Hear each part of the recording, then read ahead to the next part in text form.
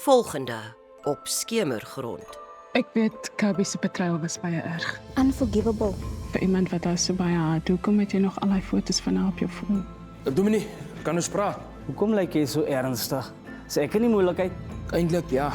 Wat is dit omtrent die Diego wat vir jou so verkeerd opvryf? Mense vir hom is expendable. As ek hy hond eerste vang, sal ek nie complain nie. Ek kan aanhou om by jou vlerk te sleep. Al is die situasie hoe vreemd. Vlerk sleep nogal. Diego, alweer boete ijs. Laaste man wat ek expected.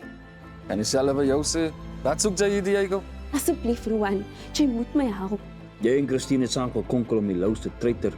En nadat jy skielik hier opgedag het, nou is Christine ook weer op die dorp. Ek het laas dinge getreed asof dit 'n gangsterfilm was. Maar nou, ek wil hy beroefies op wie die gangstermovies gebuis is, man. Ek try genuine om myself te reinvent. So ek gaan aanhou dit doen. Al doubt julle van my, al doubt jy van my.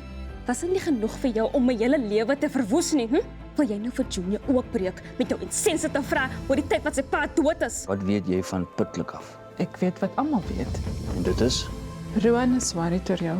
Hy gaan binnekort met jou praat. En net dat jy weet, ek is op jou span. Wat se span? Ivan, wat het gebeur? Dinge dan voor die wind gegaan op Everlasting. En jy het so goed gedoen. Hoekom het jy jou kans weggesmyt? Ek wil nie daaroor praat nie.